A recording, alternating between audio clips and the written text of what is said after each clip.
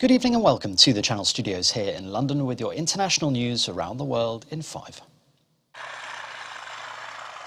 Ukraine has called for a meeting with Russia and other members of a key European security group over the escalating tensions on its border.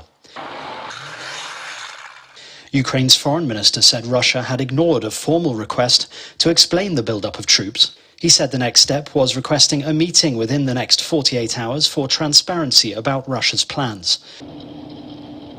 Russia has denied any plans to invade Ukraine despite the build-up of some 100,000 soldiers on its borders. But with the US saying Moscow could begin with aerial bombardments at any time, more than a dozen nations have urged their citizens to leave Ukraine. A state in southern India has reopened some schools that had been closed following protests last week over female students not being allowed to wear hijabs or head-to-toe burqas in class. Police stood guard as students in pink uniforms, about a dozen wearing hijabs, entered a government girls' school where the issue first flared in Karnataka State's district.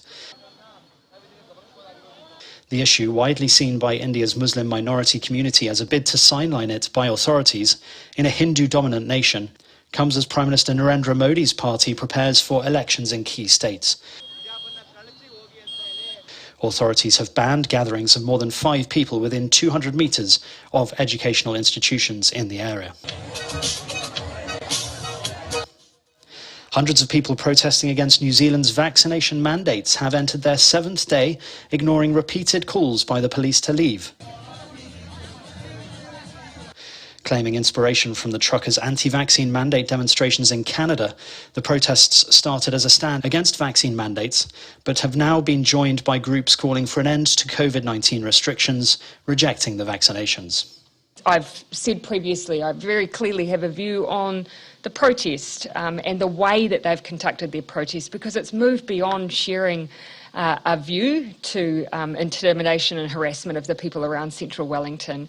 That cannot be tolerated, and pleased to be advised from police that they're taking steps to address that, but ultimately the management of the protest is for the police.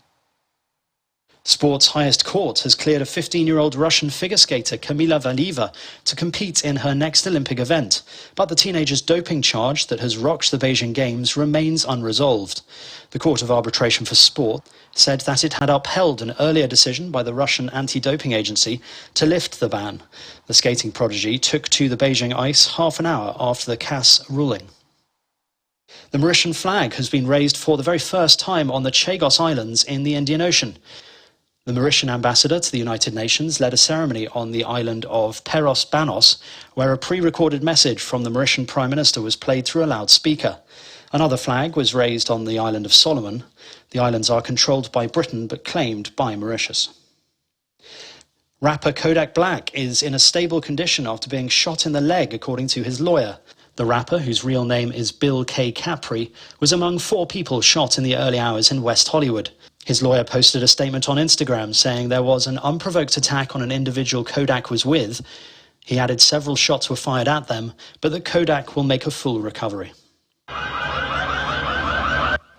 Super Bowl celebrations in the city of Los Angeles turned chaotic as fans flooded downtown streets, committing vandalism, looting and lighting fireworks in the middle of traffic.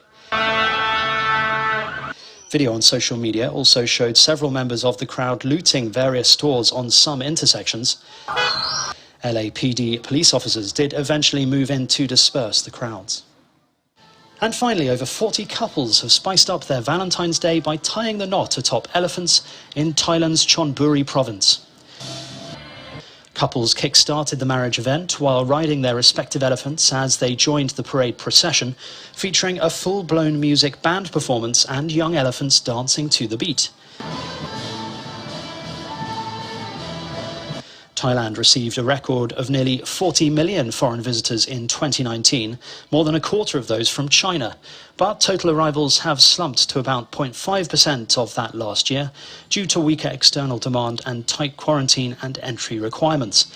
It's hoped that things like the Valentine's Day elephant procession will help the struggling tourist industry come back to life. And that's your international news around the world in 5. Now back to the Channel Studios in Lagos.